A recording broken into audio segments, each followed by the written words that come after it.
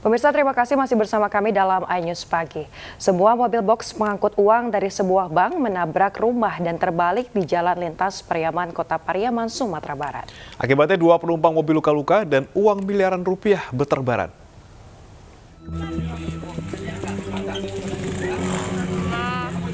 Sebuah mobil box yang mengangkut uang 25,5 miliar rupiah menabrak rumah dan terbalik di Jalan Lintas Pariaman, Kota Pariaman, Sumatera Barat, Jumat siang.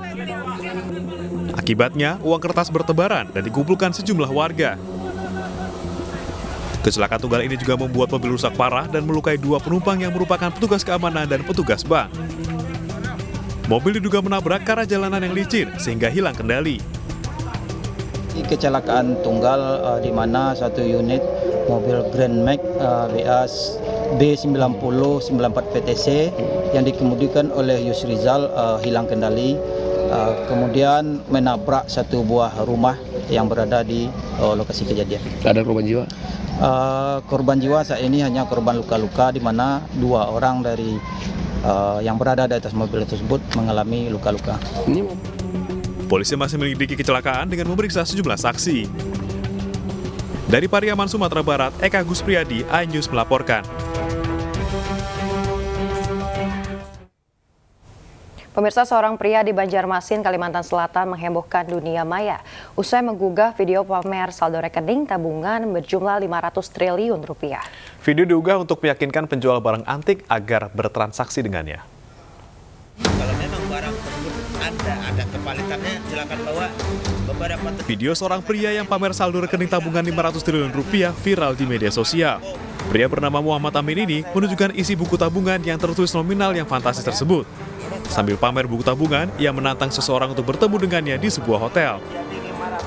Ditemui di rumah yang sederhana, Amin mengaku sengaja membuat video tersebut untuk meyakinkan para penjual barang antik untuk bertransaksi dengannya. Pasalnya, sebelumnya ia mendapat tawaran untuk membeli pedang antik jenis katana. Kata saya gini, kalau saya bikin video ini, ya Pak ya, tolong Anda langsung merapat ke sini. Saya tidak pandang bulu di sini. Asal bawa samurai bagus, real, sesuai kriteria yang saya cari. Yang malaikat kah bertransaksi di sini, asal bawa barang, yang presiden kah, setara presiden kah. Nah. Sebelum viral, warga setempat tidak mengenal secara dekat sosok Amin lantaran tertutup dan jarang bersosialisasi. Namun selama ini Amin diketahui sebagai seorang pengusaha tambang. Amin pun masih enggan memberikan kepastian soal uang 500 triliun tersebut. Kini aksi Amin menjadi perhatian polisi dan buku rekening miliknya diamankan untuk diselidiki kebenarannya. Dari Banjarmasin, Kalimantan Selatan, Suhardian, iNews melaporkan. Pemirsa, seorang ustazah disawer sejumlah penonton saat membaca Al-Quran di Tangerang, Banten yang viral di media sosial. Tindakan tersebut mendapat kecaman dari berbagai pihak.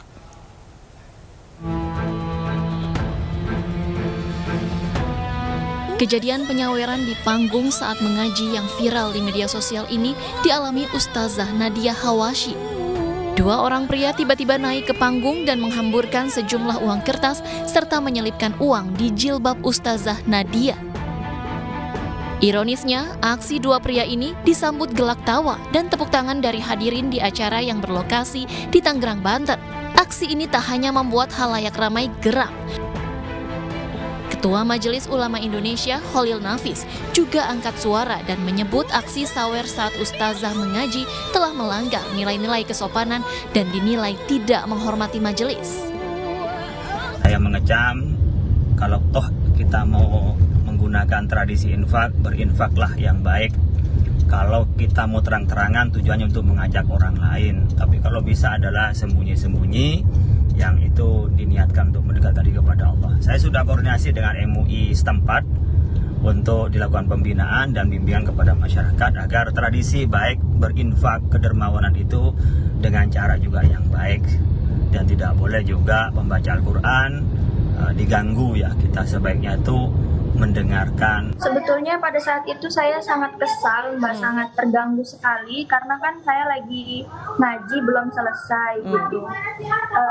Di saat bapak-bapak itu masukkan uang ke kerudung saya, di situ saya pengen marah, pengen negur, cuma saya nggak bisa negur karena di situ posisinya saya belum selesai ngaji. Jadi saya masih melanjutkan bacaan saya. Tindakan menyawer Korea bisa menimbulkan berbagai persepsi, bahkan di kalangan masyarakat meskipun niatnya baik untuk memberi apresiasi. Hal itu juga membuat pembaca Quran internasional asal Tangerang ini kaget dan tidak menyangka panitia menyawernya saat mengaji. Pemirsa, seorang asisten rumah tangga ditemukan tewas bersimbah darah di dalam rumah di kawasan Cipayung, Jakarta Timur. Polisi masih memburu pelaku pembunuhan ART tersebut.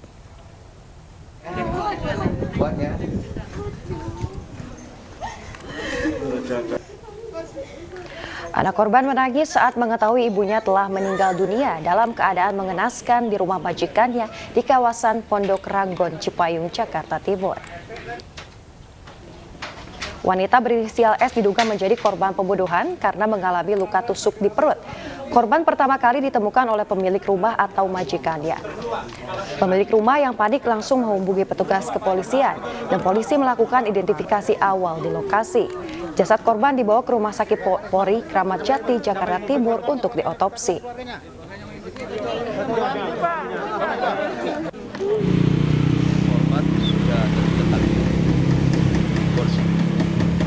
Dia apa profesinya apa, Pak? PRT. Pembantu rumah tangga. Untuk lukanya di mana? Lukanya bagian sebelah. Indikasinya awal-awalnya apakah saat itu? Intinya kita akan melakukan pengejaran terhadap pelaku. Ya. Dibawa kemana korban? Rumah sakit? Rumah sakit. Polri.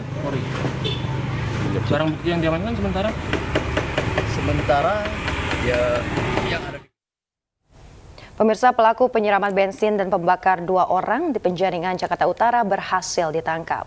Tersangka merupakan mantan suami korban yang mengaku sakit hati dengan korban.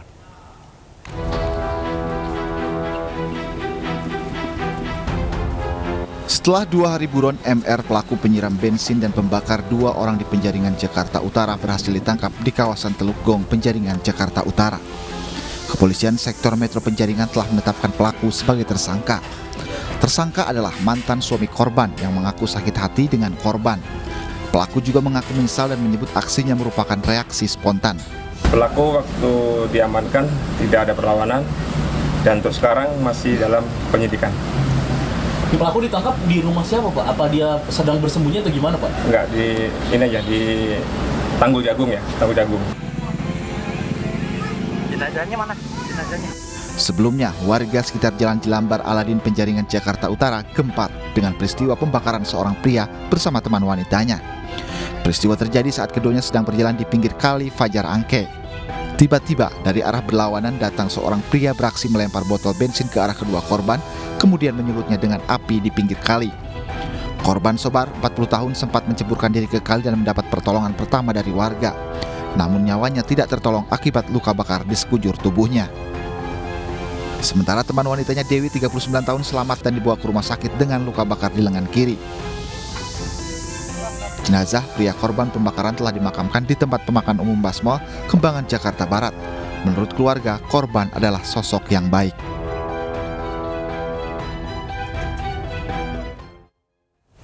Pegawai SPBU menyekap 3 orang bocah di kamar mandi hingga menangis histeris, viral di media sosial. Penyekapan di toilet SPBU di Batu Raja, Ogan, Komering Ulu terjadi. Diduga dipicu ulah para korban menggunakan toilet SPBU untuk mandi hingga membuat petugas SPBU kesal.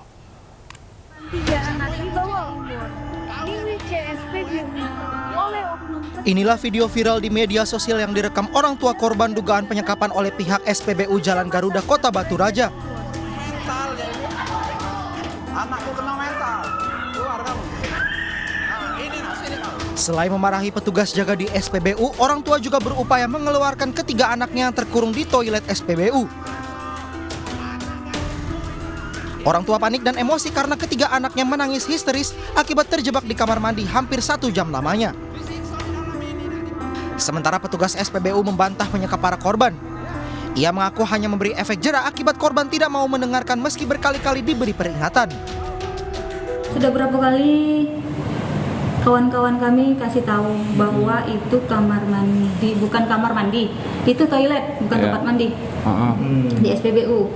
Bapak tahu kan, toilet bukannya untuk mandi kan, untuk BAB sama BAK. Cuman tidak bisa Pak diomongi.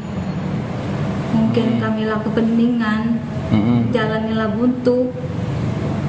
Jadi itu efek jerahnya kami kunci. Kasus viral di media sosial ini pun ditangani polisi setelah mendapat laporan dari orang tua korban. Jadi untuk laporan polisinya sudah kami terima di SPK Polres Oku. Jadi sekarang masih dalam proses penyelidikan. Ada kemungkinan nanti ada hasil penyelidikan, kita panggil seluruh saksi-saksi, kita gelarkan perkaranya, apa terpenuhi unsur atau untuk 184 KUHP-nya terpenuhi atau tidak. Kasus dugaan kekerasan terhadap anak ini ditangani Polres Ogan Komering Ulu. Dari Ogan Komering Ulu, Sumatera Selatan, Widori Agustino, iNews melaporkan. Pemirsa, puluhan orang tua korban melaporkan pria berinisial M ke polisi karena diduga mencabuli anak di bawah umur. Pelaku sudah ditangkap dan terancam hukuman penjara 15 tahun.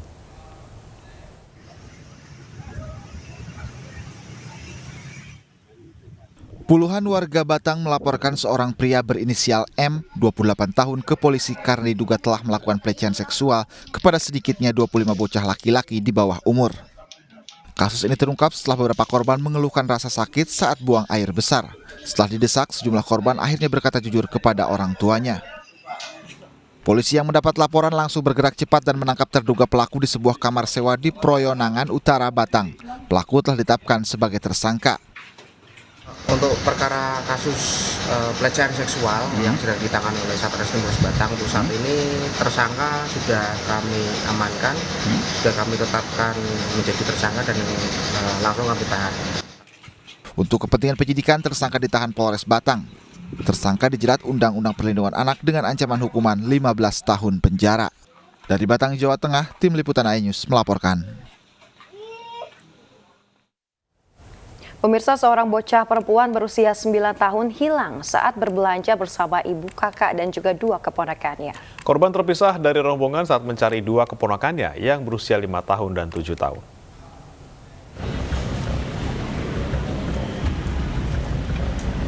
Berbekal selebaran yang dicetak, Ayu menyebarkan foto sang adik Indah Safira yang hilang sejak 5 Januari di area Pasar Blok B, Tanah Abang, Jakarta Pusat.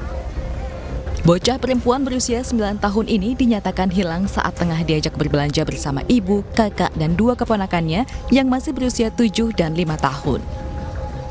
Sebelum terpisah dari rombongan, korban diminta untuk mencari 2 keponakannya yang hilang dari pandangan mata karena asik berlarian di area Los B lantai 1 Pasar Blok B.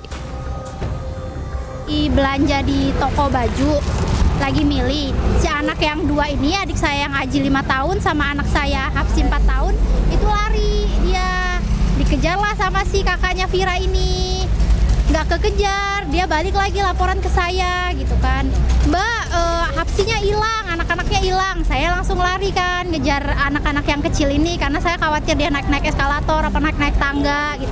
Saya nggak meduliin si kakaknya, karena saya pikir kakaknya bakalan balik ke tempat ibu saya kan, bakalan diam di situ. Pihak keluarga mendapatkan informasi jika korban telah ditemukan dan kini tengah diantar seseorang ke rumah orang tua korban di Pondok Bahar, Kota Tangerang. Dari Jakarta Pusat, Raniston Sanjaya, iNews melaporkan.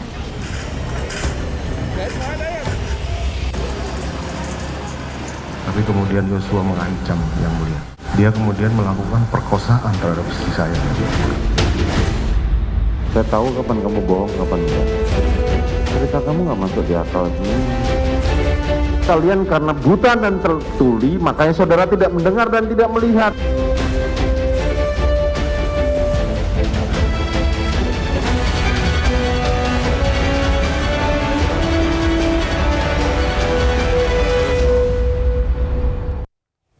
Pengadilan Negeri Jakarta Selatan resmi ajukan perpanjangan penahanan terhadap sejumlah terdakwa kasus pembunuhan Brigadir Yosua. Dipastikan pemirsa bahwa perpanjangan tersebut telah dikabulkan Kejaksaan Tinggi DKI Jakarta hingga 6 Februari nanti.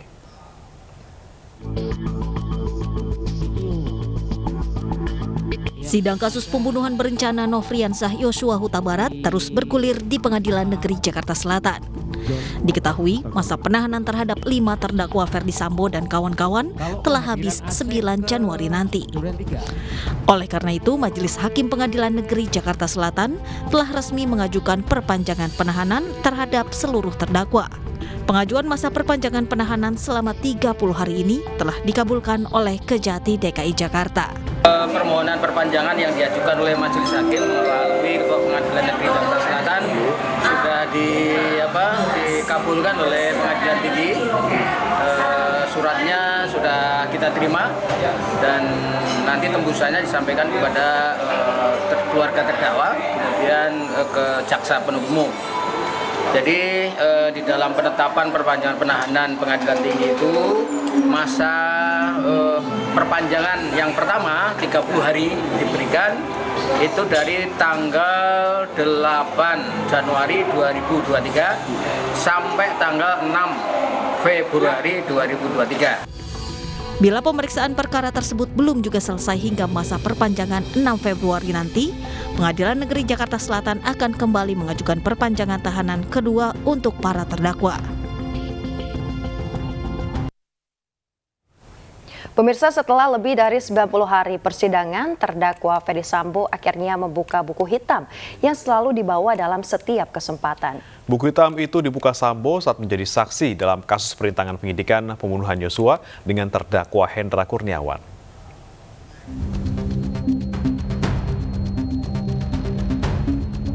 Misteri isi buku hitam yang selalu dibawa mantan Kadif Propam Ferdi Sambo akhirnya terungkap. Sambo membuka buku hitamnya saat menjadi saksi dalam kasus perusakan CCTV hingga menghambat penyidikan pembunuhan Brigadir Yosua di Pengadilan Negeri Jakarta Selatan Kamis malam. Majelis menanyakan alasan Sambo ragu menceritakan skenario pembunuhan Yosua kepada Hendra Kurniawan yang saat itu pangkat Hendra 1 digit di bawah Sambo. Sambo menjelaskan kinerja Hendra Kurniawan saat menjadi Karopaminal Divisi Propam Polri dengan membuka buku hitamnya. Ada potensi. Ya, seperti itu. Kemudian mohon izin yang mulia atas pertanyaan dari penasihat hukum. 15 tahun saya 15 tahun dia di sana, kemudian 1,5 tahun saya bergabung bersama terdakwa Hendra ini.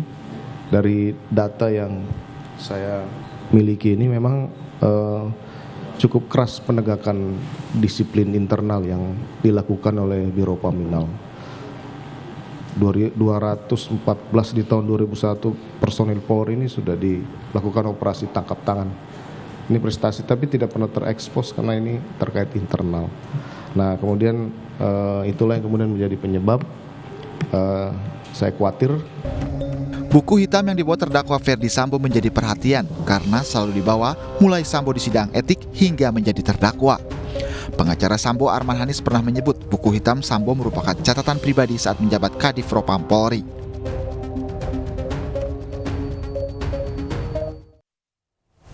Pemirsa, terdakwa Richard Eliezer mengaku siap hadapi sidang tuntutan yang akan digelar pekan depan di Pengadilan Negeri Jakarta Selatan. Eliezer menyesal karena telah membunuh Brigadir Yosua. Saya masih merasa bersalah. Saudara merasa bersalah? Siap. Saudara merasa menyesal? Menyesal. Setelah lebih dari 90 hari persidangan kasus pembunuhan Yosua Huta Barat, pekan depan terdakwa Richard Eliezer akan menghadapi sidang tuntutan. Dalam hal ini, kuasa hukum dari Eliezer, Rory Sagala, mengklaim kliennya sudah siap menghadapi sidang tersebut. Namun demikian, pihak Eliezer akan mengajukan pembelaan untuk menghapuskan dugaan pidana yang menjerat kliennya. Itu dia menyampaikan bahwa dia siap menerima apapun putusan dari hakim. Seperti itu, Mas. Tetapi perlu kami sampaikan juga, kami sebagai tim penasihat hukum, kami akan menjalankan tugas dan fungsi kami secara maksimal untuk melakukan pembelaan kepada klien kami Baradae. Dalam hal ini kami akan mengajukan perspektif yang menguntungkan. Kita akan mengajukan nanti di dalam pledoi. Dalam hal ini kita fokus tentang penghapusan pidana yang mana telah dijelaskan juga oleh ahli yang telah kita hadirkan sebelumnya di persidangan. Dalam sidang yang digelar Kamis kemarin, Eliezer juga menyatakan menyesal telah membunuh Yosua. Eliezer berharap bisa memutar waktu agar peristiwa pembunuhan Yosua tidak terjadi. Terdakwa, siap, yang mulia. Setelah serangkaian dari peristiwa ini, apa yang saudara rasakan saat ini?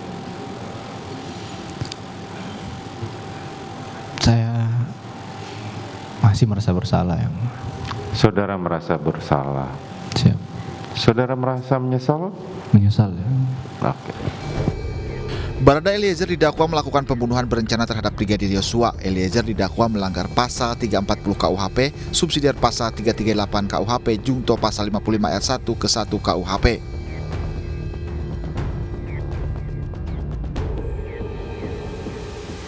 Tapi kemudian Yosua mengancam Yang Mulia. Dia kemudian melakukan perkosaan terhadap istri saya. Saya tahu kapan kamu bohong, kapan enggak. Cerita kamu nggak masuk di akal ini. Kalian karena buta dan tertuli, makanya saudara tidak mendengar dan tidak melihat.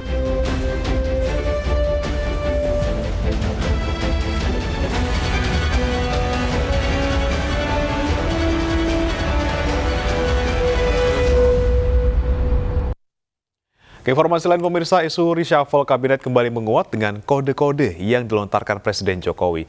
Romansa antara PD Perjuangan dan Partai Nasdem yang dinilai tidak lagi seirama disebut-sebut menjadi dorongan dilakukannya kocok ulang Menteri Jokowi.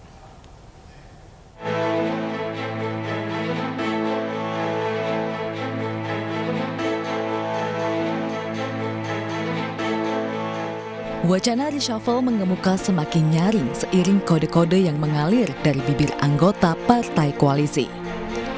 Presiden Jokowi bahkan merespon signal kocok ulang kabinet dengan kode hitungan hari. Dari Dirut. Ya. Pak, terkait isu reshuffle, Pak. Ada isu reshuffle bagaimana, Pak? Untuk reshuffle, Pak. Besok.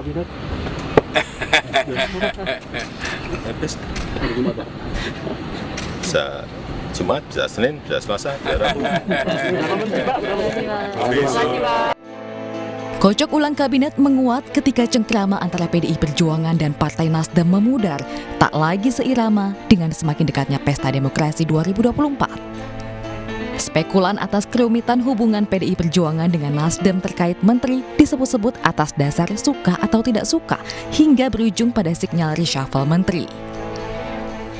Ketua DPP PDI Perjuangan Jarod Saiful Hidayat belak-belakan meminta Jokowi mengevaluasi 2 menteri dari Partai Nasdem. Jarod bahkan menyinggung agar 2 menteri dari Nasdem mengundurkan diri. Nasdem yang masih menjadi rekan koalisi mengambil langkah anti-mainstream dengan mengusung Anies Baswedan sebagai capres di Pilpres 2024. Ketika wacana kocok ulang kabinet beriak dan isu menteri akan kembali berganti, Nasdem menegaskan mengikuti keputusan Jokowi. Urusannya presiden dicampur-campur, itu prerogatif presiden, serahkan pada presiden kok. Seluruh partai harus terima apapun keputusannya presiden. Ya, dan jangan ada yang berlagak menjadi presiden saat ini. Saat ini presiden kita namanya siapa? Tahu nggak? Pak Presiden Joko Widodo. Jangan ganti namanya dengan yang lain-lain itu.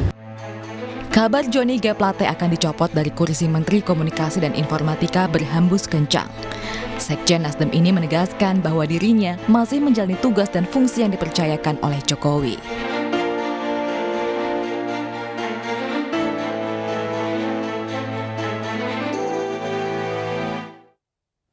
Pemirsa, jelang pemilu 2024, Partai Persatuan Pembangunan atau P3 ubah logo partainya.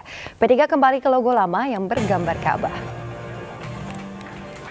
Dalam peringatan hari lahir ke-50 Partai Persatuan Pembangunan, ubah logo partai mereka kembali ke logo asli bergambar Ka'bah.